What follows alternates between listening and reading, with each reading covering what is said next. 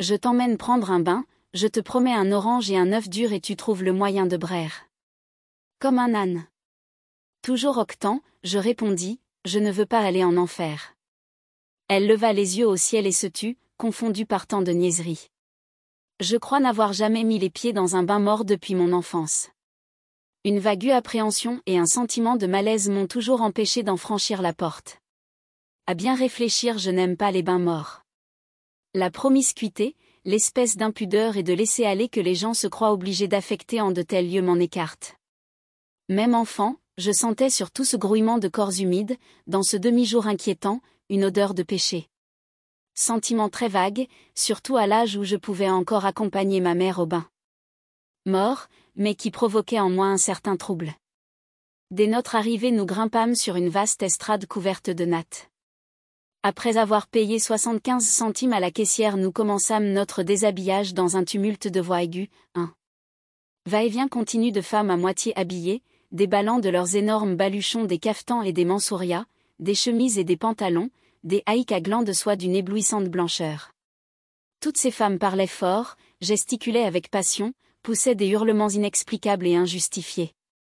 Je retirai mes vêtements et je restai tout bête, les mains sur le ventre, devant ma mère lancée dans une explication avec une amie de rencontre. Il y avait bien d'autres enfants, mais ils paraissaient à leur aise. Couraient entre les cuisses humides, les mamelles pendantes, les montagnes de baluchons, fiers de montrer leur ventre ballonné et leurs fesses grises. Je me sentais plus seule que jamais. J'étais de plus en plus persuadée que c'était bel et bien l'enfer.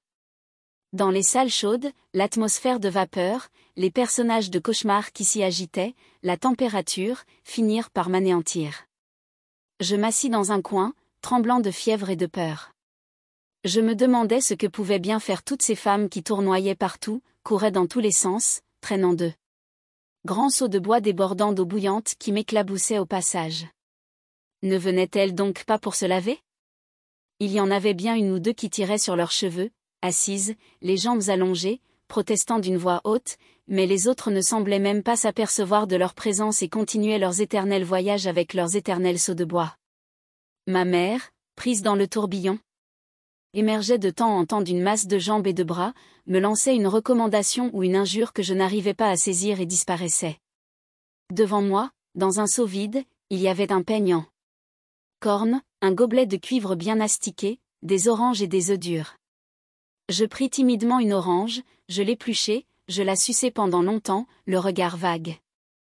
Je sentais moins l'indécence de mon cordon. Cette pénombre, je le regardais se couvrir de grosses gouttes de sueur et je finis par oublier les femmes qui s'agitaient, leurs seaux de bois et leurs voyages inexplicables autour de la pièce. Ma mère fondit sur moi. Elle me plongea dans un seau d'eau, me couvrit la tête d'une glaise odorante et malgré mes cris et mes larmes me noya sous un flot d'injures et de feu. Elle me sortit du seau, me jeta dans un coin comme un paquet, disparut de nouveau dans le tourbillon. Mon désespoir dura peu, je plongeai la main dans le seau à provisions et je pris un œuf dur, gourmandise dont j'étais particulièrement friand. Je n'avais pas encore fini d'en grignoter le jaune que ma mère réapparut de nouveau, m'aspergea alternativement d'eau bouillante et d'eau glacée, me couvrit d'une serviette et m'emporta à moitié mort à l'air frais sur l'estrade. Au baluchon. Je l'entendis dire à la caissière. Lala Fatoum, je te laisse mon fils, je n'ai pas eu encore une goutte d'eau pour me laver. Et à moi, habille-toi, tête d'oignon. Voici une orange pour t'occuper.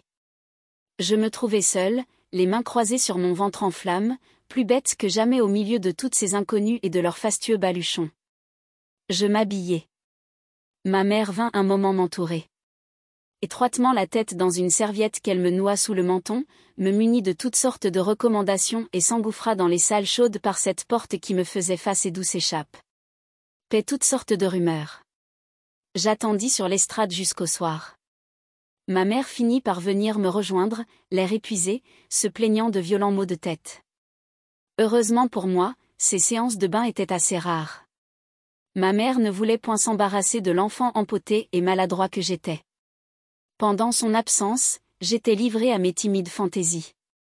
Je courais pieds nus dans le derbe, imitant le pas cadencé des chevaux, je hennissais fièrement, envoyais des ruades. Parfois, je vidais simplement ma boîte à merveilles par terre et j'inventoriais mes trésors. Un simple bouton de porcelaine me mettait les sens en extase. Quand je l'avais longtemps regardé, j'en caressais des doigts la matière avec respect. Mais il y avait dans cet objet un élément qui ne pouvait être saisi. Ni par les yeux, ni par les doigts, une mystérieuse beauté intraduisible. Elle me fascinait. Je sentais toute mon impuissance à en jouir pleinement. Je pleurais presque de sentir autour de moi cette étrange chose. Invisible, impalpable, que je ne pouvais goûter de la langue, mais qui avait un goût et le pouvoir d'enivrer. Et cela s'incarnait dans un bouton de porcelaine et lui donnait ainsi une âme et une vertu de talisman. Dans la boîte à merveilles il y avait une foule d'objets hétéroclites qui, pour moi seul, avaient un sens, des boules de verre, des anneaux de cuivre, un minuscule cadenas sans clé, des clous à tête dorée, des encriers vides, des boutons décorés, des boutons sans décor. Il y en avait en matière transparente, en métal, en nacre.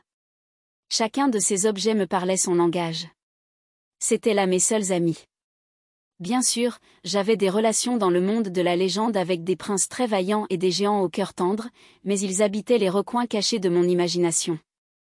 Quant à mes boules de verre, mes boutons et mes clous, ils étaient là, à chaque instant, dans leur boîte rectangulaire, prête à me porter secours dans mes heures de chagrin.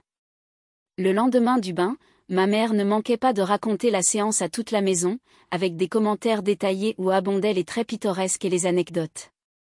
Elle mimait les gestes de telle shérifa connue dans le quartier, la démarche de telle voisine qu'elle n'aimait pas, parlait avec éloge de la caissière ou se révoltait contre les masseuses, ces entremetteuses, mères des calamités, qui escroquaient les clientes sans leur apporter la moindre goutte d'eau.